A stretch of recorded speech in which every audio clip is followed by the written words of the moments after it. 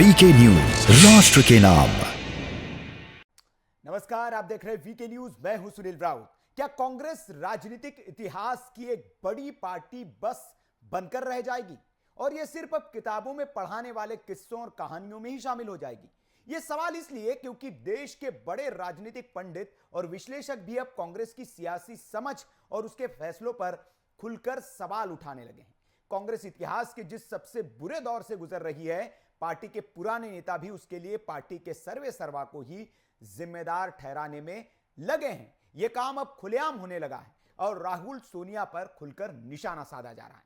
Party के धुरंधर नेता party को छोड़कर जा रहे हैं और पार्टी सियासी भाषा में फूके हुए कारतूसों को कांग्रेस में अहम पदों पर जगह दे रही है। अब तो कांग्रेस जिनके भरोसे जीत की पटकथा लिखने और राहुल को पीएम बनवाने का ख्वाब बुन रही थी, उन्होंने ही कांग्रेस पर सवाल खड़े कर दिए और राहुल गांधी की समझ पर सवाल खड़े करते हुए कांग्रेस के दावों की हवा निकाल दी। इसलिए सवाल देश का है में आज बात इसी पर कि पीके कांग्रेस के खिलाफ इतने मुखर हाल के दिनों में क्यों हो गए। क्या है पीके का कांग्रेस प्लान और बीजेपी को शक्तिशाली बताकर किसको नुकसान पहुंचाने की रणनीति बना रहे हैं पीके।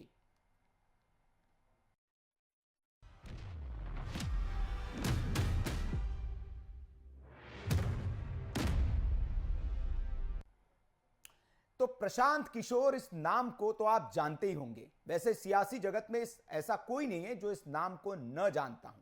कहते कि मोदी को महानायक बनाने में इनकी रणनीति का हाथ था। 2014 के चुनाव में ये बीजेपी के राजनीतिक सलाहकार थे। इसके बाद इन्होंने कई सियासी दलों के लिए काम किया और उन्हें सूबे में सत्ता भी दिलवाई। कांग्रेस ने भी इनके साथ काम करने का समझौता किया था, लेकिन वो मुकम्मल नहीं हो पाया और आधे में ही यह समझौता दम तोड़ गया और पीके ने पार्टी का साथ छोड़ दिया। तब भी उन्होंने राहुल गांधी पर ही सवाल उठाया था। अब पीके ने उसी कांग्रेस पर एक बड़ा हमला बोला है। कहा है कि राहुल गांधी समझ नहीं रहे कि बीजेपी अभी जाने वाली नहीं है, कई दशकों तक वो मजबूत रहेगी।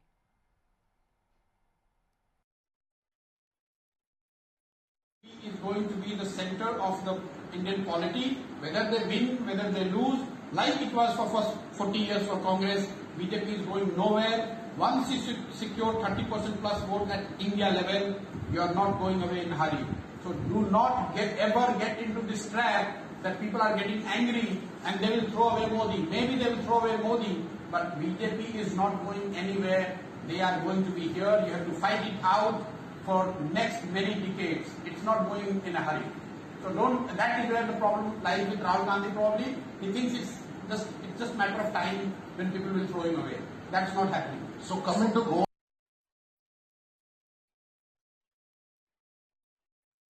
प्रशांत किशोर ही नहीं, उनके इस बयान का समर्थन कांग्रेस के पूर्व नेता भी कर रहे हैं। कांग्रेस के पूर्व नेता संजय झा ने कहा कि प्रशांत किशोर बिल्कुल सही कह रहे हैं। 2009 के लोकसभा चुनाव में अगर बात करें तो बीजेपी को 18% के आसपास वोट मिला था, लेकिन इसके बावजूद लोकसभा में बीजेपी के 116 के आसपास सीटें मिली थी और 2019 में 37% वोट के साथ कितनी सीटें मिली ये किसी से छिपा नहीं है।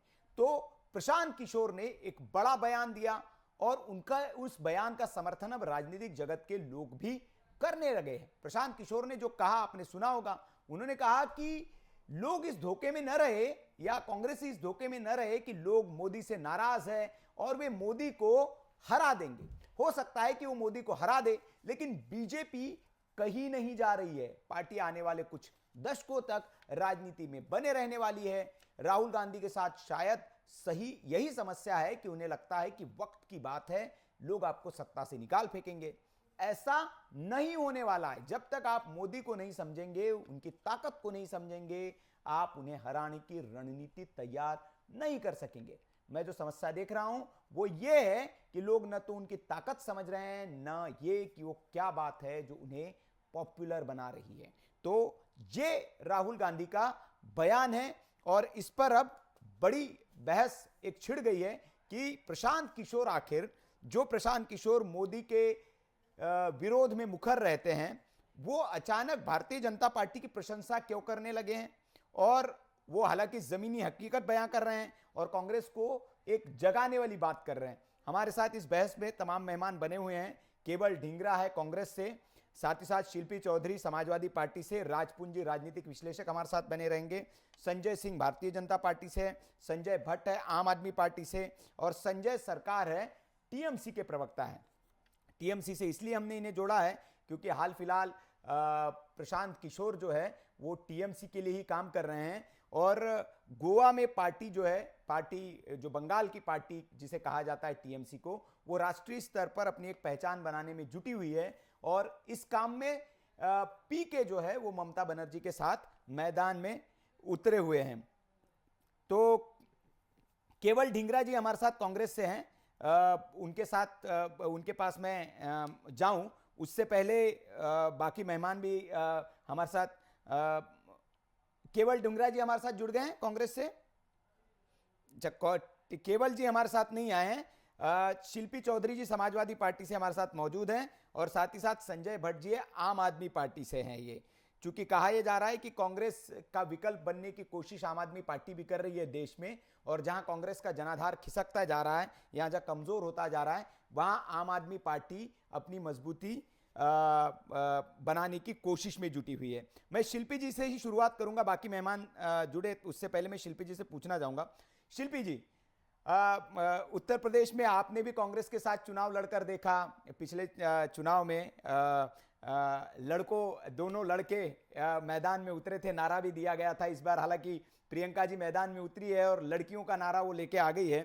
तो प्रशांत किशोर जी ने एक बड़ी बात आज कह दी है, जिस भारतीय जनता पार्टी के खिलाफ सारा विपक्ष एकजुट होने की बात करते रहता है, मौके मौके पर कई जगह इकट्ठा होते हैं, हाथ ऊपर करके वादा भी करते हैं कि हम भारतीय जनता पार्टी के खिलाफ अब मैदान में एकजुट होकर उतरेंगे, लेकिन भारतीय जनता पार्टी के खिलाफ जो मोर्चा आप बनाने की बात करते रहते हैं, उसमें जिस तरह से बात ये की जाती कि कांग्रेस एक बड़ी रोड़ा है, ये पार्टी है, ये सबको इकट्ठे होने नहीं देती है। और प्रशांत किशोर साहब ने आज बड़ी बात की है कि कांग्रेस जो है वो समझ ही नहीं रही है कि मोदी साहब है क्या और उनको कैसे हराया जाए। उन्होंने एक और बड़ी बात कह दी है कि ये कितने भी ख्वाब आप बुन ले, अभी भारतीय जनता पार्टी कहीं नहीं जाने वाली है, दशकों तक वो सत्ता में रहेंगी, और राहुल जी ये समझ नहीं रहे हैं। क्या प्रतिक्रिया है इस पर आपकी? देखिए, जो भी प्रशांत किशोर जी ने कहा है, आप देखिए तो पिछले कुछ हमारे जो अनुभव और लोगों के सामने जो पूरे रिजल्ट आए हैं, उससे कुछ इतर नहीं है। कांग्रेस ज्यादातर राज्यों में अपना जनाधार खो चुकी है। कांग्रेस के पास संगठन शून्य हो चुका है ज्यादातर राज्यों में। जिन जगह उनकी सरकारें चलती रही वो भी बड़े दया पर चल रही हैं, राम भरोसे चल रही हैं। आए दिन उनके वरिष्ठ नेता उनको छोड़कर जाते रहते हैं।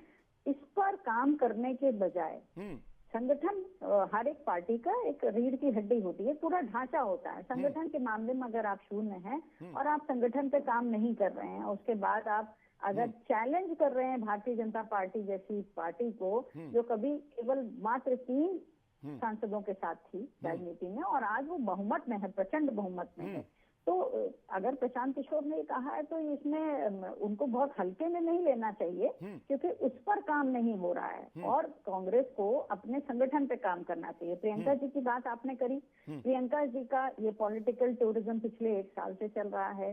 वो आती हैं, हो हल्ला मचाती हैं और चली जाती हैं, लेकिन वही प्रियंका जी अगर उत्तर प्रदेश की प्रभारी हैं तो वो उत्तर प्रदेश में रुककर अपने संगठन पर काम क्यों नहीं कर रही हैं? वो नहीं कर रही हैं। तो ये जो सुपरफिशियल ऊपर से जो खेल कर रहे हैं दोनों भाई बहन, ये बिल्कुल ऐसे में आप भारतीय जनता पार्टी को चैलेंज कैसे कर सकते हैं? और कांग्रेस हमेशा से क्षेत्रीय पार्टियों के खिलाफ है, क्षेत्रीय दलों के खिलाफ रही है। कांग्रेस कभी भी उनके सपोर्ट में नहीं रही है। इसीलिए जब 2017 में इनके साथ हमारा गठबंधन हुआ था तो जो पुराने समाजवादी हैं, खांटे समाजवादियों से ये बड़ा विरोध था कि हमारी पार्टी का तो गठन ही, समाजवादी पार्टी का गठन ही कांग्रेस के खिलाफ हुआ था और आज हम जाकर उनके साथ खड़े हो रहे हैं। इसका निश्चित तौर पर हमको नुकसान होगा दीर्घकालिक रूप में, और वो हुआ। वो नुकसान हमको उसी चुनाव में दिखा। इसीलिए आज हमारे राष्ट्रीय अध्यक्ष को ये कहना पड़ रहा है कि हम किसी भी छोटे दल से समझौता करेंगे, लेकिन हम किसी बड़ी पार्टी के साथ हाथ नहीं मिलाएंगे। अच्छा, चलिए शिल्पी जी, मतलब देखिए आज बहुत बड़ी बात यह है कि आपने शुरुआत में ही इस बात को स्वीकार कर लिया है कि अभी भारतीय जनता पार्टी लंबे वक्त तक सत्ता में रहेंगी। प्रशांत किशोर साहब ने जो बात कही है उसका समर्थन करते हुए आप नजर आ रही है। मैं नहीं केवल रहेगी। उन्होंने ये कहा है कि हाँ। भारतीय जनता पार्टी रहेगी, रेस में रहेगी। अब वो पक्ष में रहती है या वो विपक्ष में रहती है, अगर आपको उसको विपक्ष में खड़ा करना है तो हर एक पार्टी को, चाहे वो कांग्रेस हो, चाहे वो आम आदमी पार्टी हो, चाहे वो समाजवादी पार्टी हो, हर पार्टी को, टीएमसी जैसी पार्टी को। अब आप देखिए टीएमसी ने इतना बड़ा इनको चैलेंज दिया, इनको खदेड़ दिया बंगाल से, तो आप टीएमसी को कांग्रेस ने कभी कुछ समझा ही नहीं। तो कांग्रेस का जो अहम है ये इनके सर्वनाश का कारण बन रहा है। बजाय उसके अगर कांग्रेस को या बाकी पार्टियों को, बाकी पार्टियां अगर लड़ भी रही हैं, लेकिन कांग्रेस क्या करती है, आज कांग्रेस को उत्तर प्रदेश में पूरी उनकी लड़ाई समाजवादी पार्टी से हो गई है। उनकी लड़ाई भारतीय जनता पार्टी से दिखती कहाँ है आपको? उनकी पूरी लड़ाई समाजवादी पार्टी से। तो ऐसे लोग कैसे भारतीय जनता पार्टी का विरोध करेंगे और कैसे भारतीय जनता प्रियंका पार्टी जी को मैदान में जाती है तो सरकार ज्यादातर योगी जी को ही कोसती है, मोदी जी को ही कोसती है, तो आप ऐसे कैसे कह सकती है कि सिर्फ आपके खिलाफ मैदान में है? उनके कोसने से कुछ नहीं होता। उनको लोग इतने उनका कोई वजन लेता है क्या उत्तर प्रदेश में? सबको पता है कि वो तमाशा करती हैं, वो आती हैं, दौड़ती भागती हैं। अभी देखिए उन्होंने लखीमपुर कांड से 2-3 दिन बड़ी सरगर्मी बना के रखी। भाई भी दौड़ के आ गए, भाई आए और भाई बहन के साथ पूरे फोटो सेशन हुए और आए और चले गए। इस तरीके से राजनीति नहीं चलती। ये सनसनी मचा के राजनीति कितने दिन आप चला पाएंगे? फिर वो दोनों भाई बहन चलिए मैं केवल जी के पास जाना चाहूंगा, कांग्रेस से हमारे साथ जुड़ गए हैं, क्योंकि सवाल उन्हीं पर उठाए जा रहे हैं तो जवाब उन्हीं से हमें लेना होगा। आपने बात कही और ये बात प्रशांत किशोर ने भी कही थी कि लखीमपुर खीरी कांड को जिस तरह से कांग्रेस एक बड़ा बनाने की कोशिश कर रही है उत्तर प्रदेश में, लेकिन इससे कोई पॉलिटिकल फायदा कांग्रेस पार्टी को नहीं मिलेगा, ये भी प्रशांत किशोर साहब ने कहा था और तब भी कांग्रेस पर इन्होंने सवाल उठाया था। अब सवाल यही है कि प्रशांत किशोर साहब, जिनके सहारे कांग्रेस को उम्मीद थी कि जैसे मोदी को 2014 में कहा जाता है कि उनकी रणनीति ने महानायक बनाया, तो राहुल गांधी जी को भी ऐसे ही कुछ प्रशांत किशोर करेंगे, लेकिन वही प्रशांत किशोर अब इनके खिलाफ हो गए, बोल रहे हैं। क्या इसकी वजह है ये तो हम समझेंगे, लेकिन ढींगरा साहब, आप इससे इत्तेफाक रखते हैं, एक बड़े राजनीतिक पंडित माने जाते हैं, राजनीतिक सलाहकार, कई बार जिस पार्टी के साथ हो रहे उन्होंने उस पार्टी को सत्ता दिलाई, राज्यों में चाहे वो या केंद्र में हो, और वो आज ये कह रहे हैं कि राहुल गांधी समझ ही नहीं पा रहे हैं, उनकी समझ ही नहीं है कि वो मोदी का विरोध करके या मोदी को कम आंक के, उन्हें पता ही नहीं है कि मोदी क्या चीज है, और जिस तरह से वो कर रहे हैं वो तो कई दशकों तक ये पार्टी बनी रहेगी, जाने वाली नहीं, और कांग्रेस आने वाली नहीं है, ये कह रहे हैं। देखिए, प्रशांत किशोर एक मीडिया एजेंसी चलाने वाले आदमी हैं। वो कभी इस पार्टी में तो कभी उस पार्टी में अपने आप को एक मीडिया को कंट्रोल करने वाले बताते हैं। जहां तक मुझे मालूम है, कभी इस पार्टी में घुस गए और उस पार्टी में मीडिया कंट्रोल करने के लिए पैसे लेते हैं, दूसरी पार्टी में जाते हैं फिर मीडिया कंट्रोल करने के लिए पैसे लेते हैं। अब ये क्या काम करते हैं प्रशांत किशोर, मुझे तो मालूम नहीं, पर मैं अपनी पार्टी की आइडियोलॉजी आपको जरूर बता सकता हूँ। एक ही पार्टी है जो अपने देश के अंदर, जो जिसका नाम कांग्रेस है, जो बीजेपी के ऑपोजिट की पार्टी है, और विचारधारा जो कांग्रेस की है वो विकास की है, लेकिन बीजेपी और आरएसएस सिर्फ जो है धार्मिक भावनाओं से लोगों को आपस में बांटकर सरकार में आने का काम जरूर करती है। लेकिन छोटी पार्टियां जो है उनके साथ देखिए, जिस तरह से आरएसएस का काम था, आज तक धार्मिक भावनाएं जो है लोगों की भटकाई और सत्ता में आने का काम हुआ, और 7 साल के अंदर, चाहे हम अगर वाजपेयी जी का हम कार्यकाल छोड़ दें, तो इस 7 साल के अंदर जिस तरह से हिंदू मुस्लिम और आपस में भाईचारा बांटा गया, इस तरह से कई आपस में जो धार्मिक भावनाएं काट के कई लोगों के टुकड़े किए गए, वो सिर्फ एक ही पार्टी कर सकती है जिसका नाम बीजेपी और आरएसएस है। और आपको एक और चीज बताता हूँ, जहां तक अभी ये मैडम बोल रही थी कि हम तो ये हैं, हम तो वो हैं, हम तो ऐसे होते हैं, छोटी पार्टियां आज इनके साथ है कहाँ? इनकी जो अगर कोई रणनीति बीजेपी की देखी जाए तो छोटी पार्टियां तो इनसे पहले ही खिसक चुकी है। आज इनके साथ केवल जी मेरा सवाल ये है, देखिए मतलब क्या है क्या नहीं है देश जानता है। आपने बहुत अच्छी बात की, 2-3 बातें कही, मैं बीच में माफ करिएगा टोकना चाह रहा हूं आपको। केवल जी, आपको आवाज मिल रही है? केवल जी आपको आवाज आ रही है? केवल जी आपको आवाज आ रही है मेरी?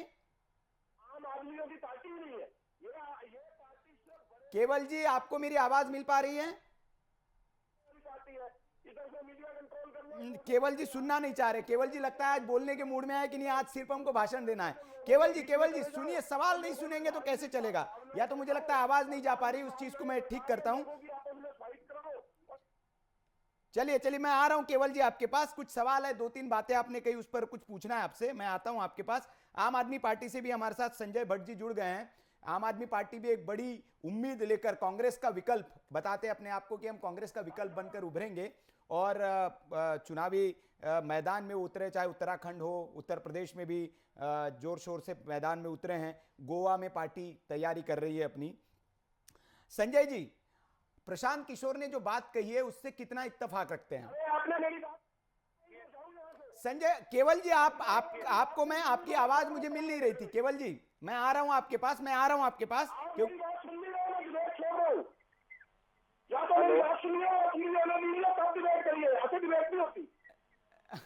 अरे अभी तो डिबेट शुरू हुई है संजय जी, और आप ही बोले, केवल जी आप ही बोले जा रहे हैं।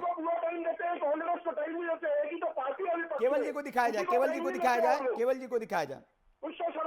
इनकी आवाज बहुत तेज आ रही है, कान में चुभ रही है। जी जी जी जी, केवल जी को दे दीजिए।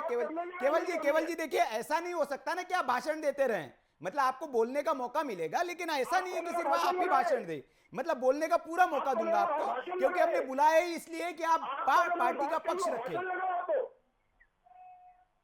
केवल देखिए, मेरी बात सुन लीजिए पहले। आप बताइए, मेरी बात आपको भाषण लगी ना, और बीजेपी की बात आपको अच्छी लगी? अभी बीजेपी ने बोला ही नहीं है सर आपके भाषण क्यों लग रही है? अरे केवल जी, आपको रात दिन बीजेपी दिखाई देती है। अभी मैं समाजवादी पार्टी से पक्ष लिया है, आपकी सहयोगी रही है, वो कभी सत्ता में सहयोगी रही है, आपने उनके साथ चुनाव लड़ा है, और आप कह रहे बीजेपी को आपने मौका दिया। अभी बीजेपी के पास मैं गया नहीं हूं सर। केवल जी, मैं आप ही के पास हूं, अभी गया नहीं हूं। आपको मेरा सवाल सुनाई नहीं दे रहा था, इसलिए मैंने आपको हटा दिया। आप बोले जा रहे हैं, सवाल का भी तो जवाब देंगे, कोई सवाल पूछा जाएगा तो। जी हेलो, दिखाइए केवल जी को दिखाइए, केवल जी को स्क्रीन पे दिखाइए। भाई साहब, मुझे आपसे डिबेट करनी नहीं है, जिससे मेरी बात सुननी नहीं है। नहीं, आपकी बात सर, आपकी बात, सवालों का जवाब देंगे तब तो ना आप मेरी बात चुप करके सुनिए। चलिए 1 मिनट आपको मौका दिया, उसके बाद मैं सवाल पूछ रहा हूँ। 1 मिनट आपको मौका दिया, 1 मिनट बोलिए आप 1 मिनट बोलिए, उसके बाद मैं आपसे सवाल पूछता हूँ। आपने चैनल खोल रखा है क्या? उसके लिए खोल रखा है कि एक ही बंदे की बात सुननी है क्या? आप 1 मिनट आपको दिया मैंने, हमने चैनल किस लिए खोला है सर? हमने, आप केवल जी बोलिए, 1 मिनट मैंने आपको दिया। अरे सर, आप टाइम बर्बाद कर रहे हैं जनता का। 1 मिनट दिया मैंने आपको, बोलिए काम की बात।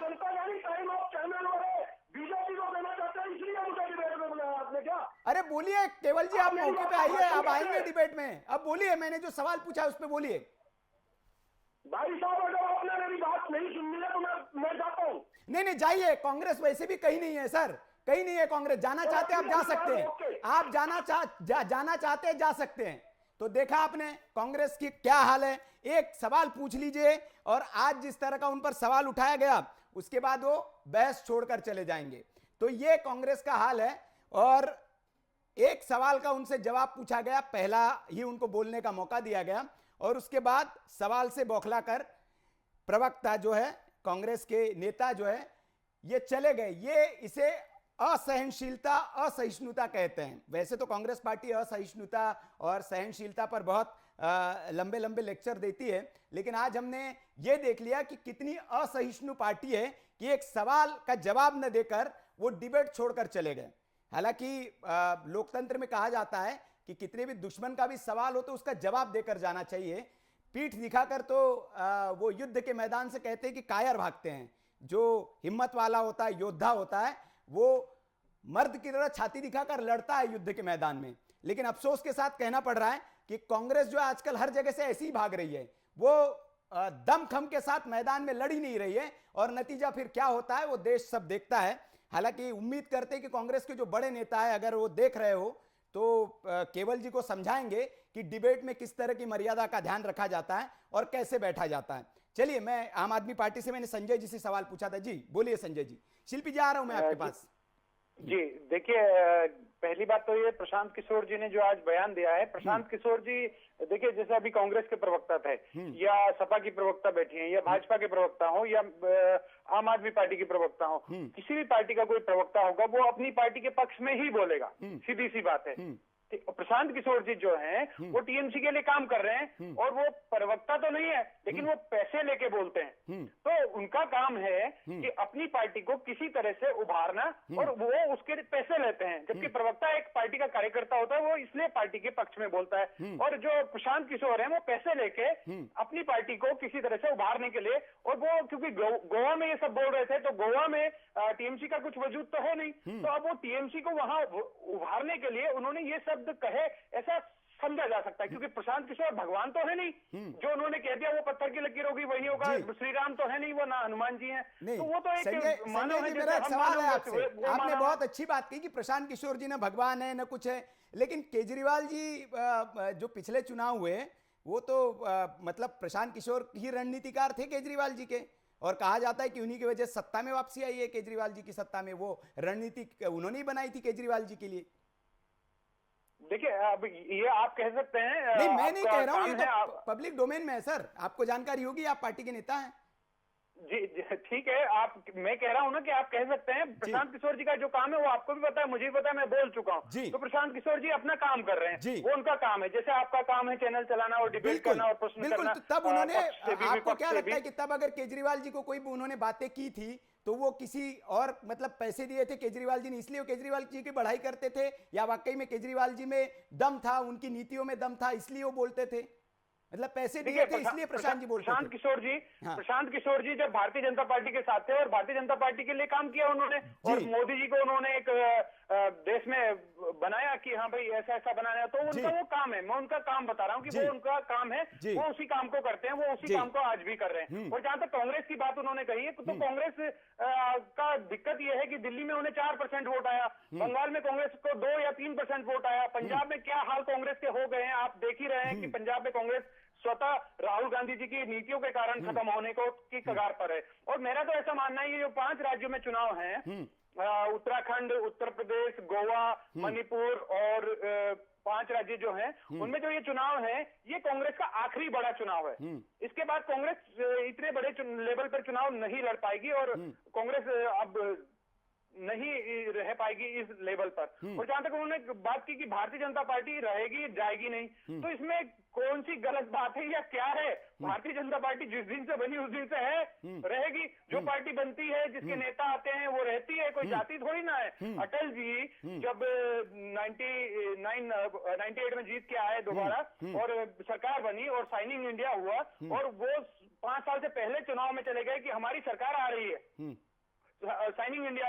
नहीं, प्रशांत किशोर का ये जो बयान है सर, आम आदमी पार्टी के लिए भी एक बड़ा सबक है, क्योंकि आम आदमी पार्टी जो है वो विकल्प बनने की कोशिश करी। मैं आऊंगा संजय जी आपके पास, अभी लंबी बहस हमें करनी है, मैं आऊंगा कुछ सवालों के साथ। बाकी और भी मेहमान हमारे साथ जुड़े, राज पुंजी है राजनीतिक विश्लेषक, मैं बाकी राजनीतिक मेहमानों के पास जाऊं, पॉलिटिकल पार्टी के नेताओं के पास, उससे पहले मैं राज पुंजी के पास जाना चाहूंगा।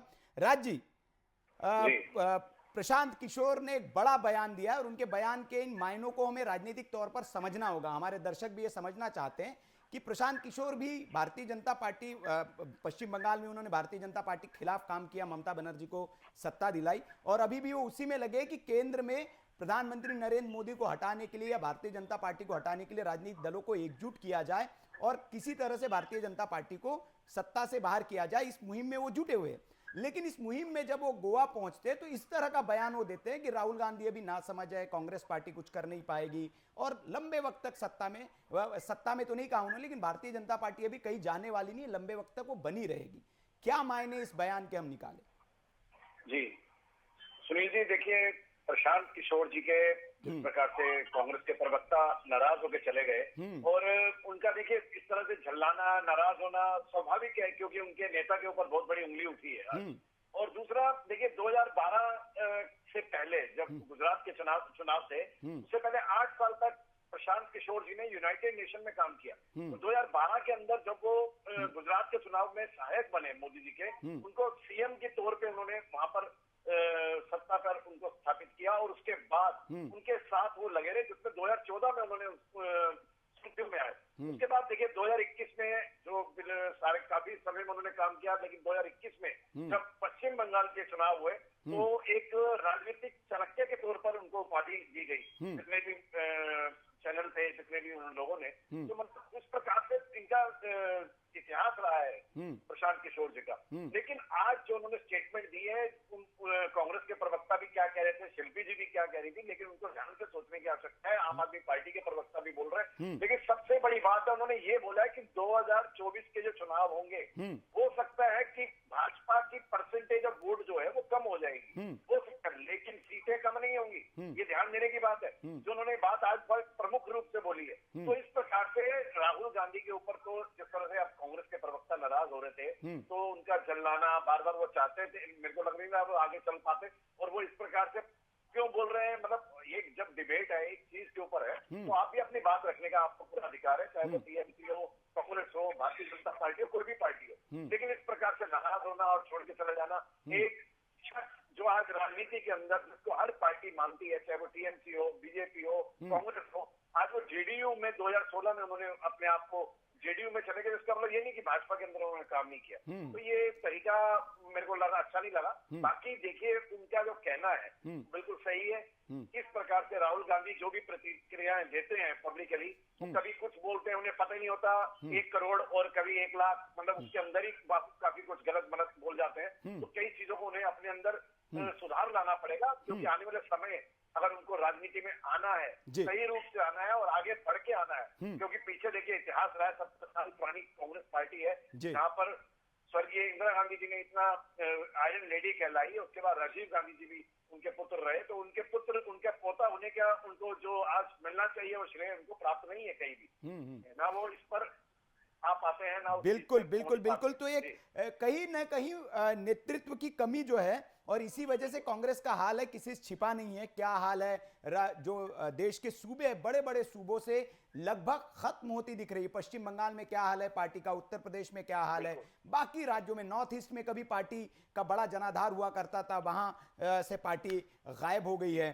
तो ये इसके लिए कहीं ना कहीं राजनीतिक नेतृत्व जिम्मेदार तो है, और पार्टी के बड़े नेता इस पर सवाल भी उठा रहे हैं। लेकिन जब कांग्रेस से इस पर सवाल पूछा जाए तो जवाब देने के बजाय, उस पर मंथन करने के बजाय वो डिबेट छोड़कर भाग जाते हैं। खैर, संजय सरकार जी है टीएमसी से हमारे साथ, बीजेपी से भी प्रवक्ता है, उनके पास जाऊं मैं, उससे पहले संजय जी से मैं पूछना चाहूंगा।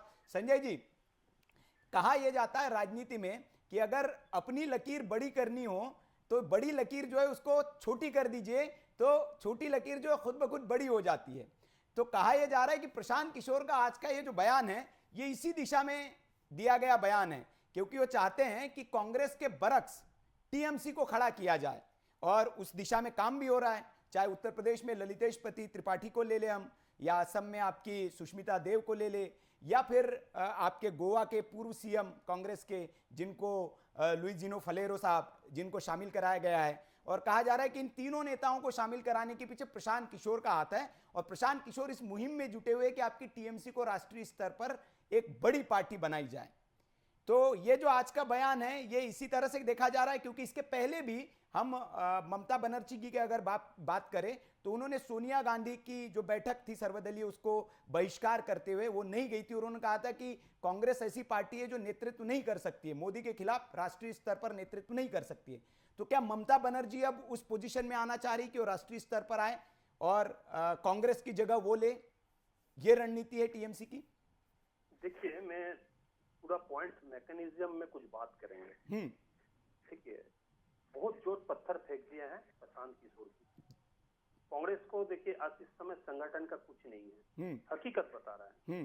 देखिए, इसके बंदर को खेला दिखाने के लिए मालिक आता, बंदर आता है, दोनों आता है, बीच में बहुत दस्तक आ जाता है, तो देखते उसका मतलब नहीं वो बंदर को भी प्यार कर लिया है, जो खेल दिखाता है उनको भी प्यार कर लिया, मतलब नहीं है।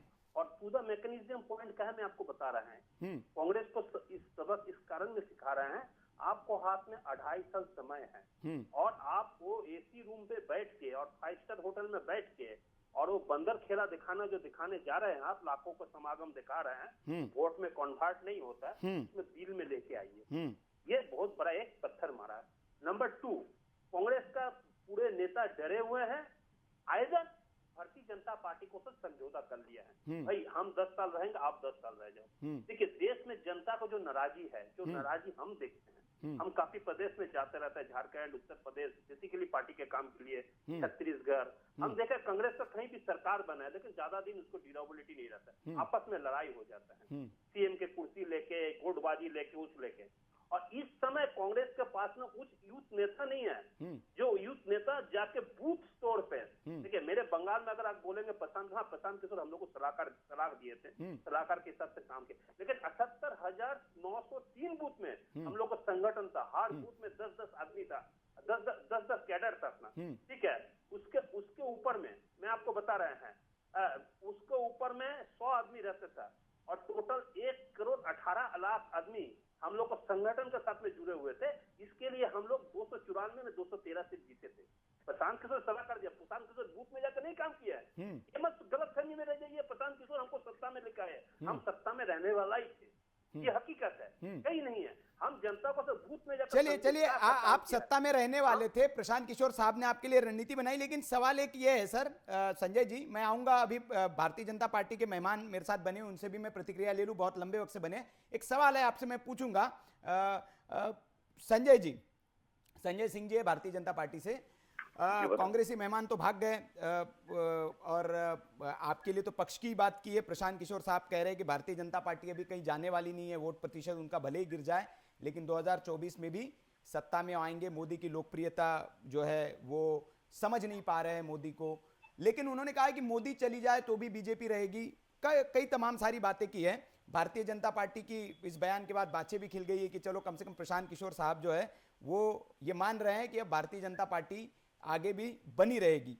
लेकिन कांग्रेस पर जो उन्होंने प्रतिक्रिया दी है, आपको नहीं लगता कि एक स्ट्रेटेजिक के तहत दिया गया बयान है कि ये इससे भाई बीजेपी खुश हो जाए और वो टीएमसी का जनाधार एक तरह से बढ़ा के आपको घेर ले वो, और बाकी राजनीतिक दलों का एक संगठन बनाकर आपके खिलाफ कांग्रेस, गैर कांग्रेसी जो बाकी पार्टियां हैं उनको एकजुट करके वो आपके खिलाफ इकट्ठे करने की रणनीति की मुहिम का एक हिस्सा है ये बयान?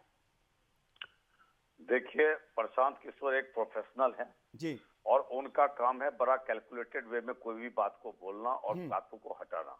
इस बात को सब लोग संदर्भित लेके चले। मैं जितने पैनल में बैठे हुए लोगों उनसे अनुरोध करूंगा कि वो बीच में कहीं कोई टिक्का टिप्पणी ना करे, क्योंकि मैं कभी करता नहीं जी। जहां तक बात रही भारतीय जनता पार्टी की सरकार की, तो हर कोई जानता है कि बेहतर चुनाव प्रबंधन, बेहतर संगठन प्रबंधन, टोटली पूरे 7 साल के अंदर करप्शन फ्री गवर्नमेंट, जिसके ऊपर एक भी करप्शन के चार्जेस नहीं लगे और देश में विकास का मुद्दा हुआ। और इसको लेकर हर कोई इस बात को तो मान ही रहा है कि आज के तारीख में नरेंद्र मोदी की सरकार एक मजबूत सरकार है। ये एक, और सब उसी को लक्ष्य लेके हर एक पार्टियां चुनाव लड़ रही है और एक उनका लक्ष्य होता है कि हमें भाजपा को हराना है। और हम समझते हैं कि हमें देश को आगे बढ़ाना, दोनों के बीच में अभी ये दूरी चल रही है। अब रही बात संजय जी, नहीं संजय जी, बात जो प्रशांत किशोर जी, संजय जी एक सवाल है मेरा, आपने बात कही कि पार्टी पर, इसको अक्षर सा मान लीजिए कि प्रशांत किशोर जी ने एक कैलकुलेटेड फॉर्मेट के अंदर कांग्रेस को विहीन करने के लिए, लोगों के दिलो दिमाग से खत्म करने के लिए उन्होंने ये बयान जारी किया। और वो इस बयान से ये साबित करना चाहते थे कि विपक्ष के रूप में अब कांग्रेस है नहीं, जितने गैर कांग्रेसी विपक्ष हो आप एकजुट हो जाओ। और उस तरीके से उन्होंने अपना ये स्टेटमेंट जारी किया। आज उत्तर प्रदेश के अंदर वो चाहते हैं कि समाजवादी आए और समाजवादी के साथ बाकी लोग जुड़े। वो कब वोट बैंक, वोट प्रतिशत बढ़ेगा? जब कांग्रेस नगण्य की ओर जाएगी। तो उन्हें नगण्य स्थापित करना एक दौड़ के अंदर तुरंत विजेता को नहीं छुआ जाता है। संजय जी आपको जो उप विजेता होता पहले उसको पकड़ा जाता है। संजय जी आपको मेरी आवाज मिल रही है? मेरा एक सवाल है आपसे, मैं ये पूछना चाह रहा हूं आपसे, जैसे आपने कहा कि भारतीय जनता पार्टी का अगर आप देखें विकास वाली पार्टी है, एक शासन, हमारा जो शासन का एक मॉडल है, भ्रष्टाचार का एक दाग नहीं है, कोई आरोप नहीं लगा सकता। लेकिन हाल फिलहाल में हम देखें तो आपकी पार्टी के नेता ही, आपके राज्यपाल ही, आपके गोवा के सीएम पर सवाल उठा दे रहे हैं। वो तो टीवी इंटरव्यू में भ्रष्टाचार का आरोप लगा दे रहे हैं। बाकी विपक्ष तो छोड़िए, आपके नेता ही भ्रष्टाचार का आरोप लगा रहे हैं। उसको प्रमाणित करे ना जी, प्रमाणित करे। अवसरवादी, देखिए हम नेता लोग अवसरवादी होते हैं, दुनिया जानती है।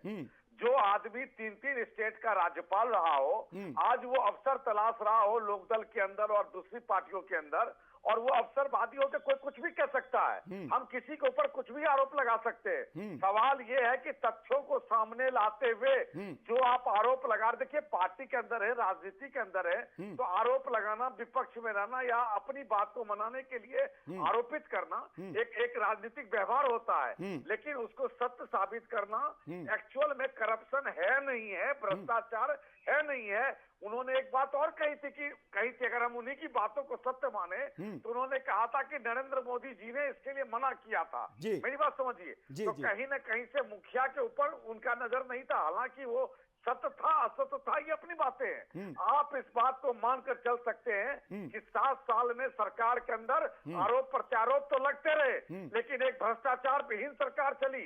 लेकिन आज आपको प्रशांत किशोर की एक बात बताता हूं, कलकत्ता के अंदर उन्होंने एक स्ट्रेटेजिक प्रेस कॉन्फ्रेंस किया और स्ट्रेटेजिक प्रेस कॉन्फ्रेंस के अंदर एक बात उन्होंने लीक की और लीक करने के दौरान उन्होंने ये कहा कि भाजपा यहाँ पर बहुत तेज उभर रही है।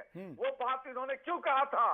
अल्पसंख्यक वोटों को, मुस्लिम तुष्टीकरण को एकजुट होकर ममता बनर्जी को वोट देने के लिए एक इशारा दिया था उन्होंने।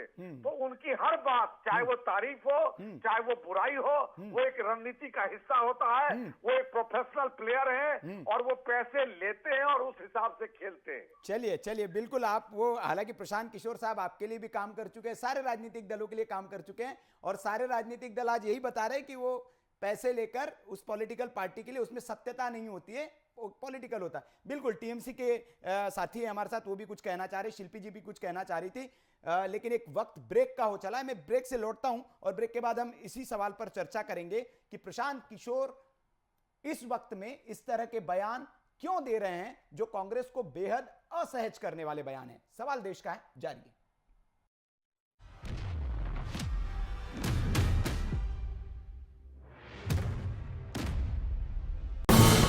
ये है ड्रीम मीडिया नेटवर्क और आप देख रहे हैं देश का पहला 24/7 digital news channel VK news, राष्ट्र के नाम।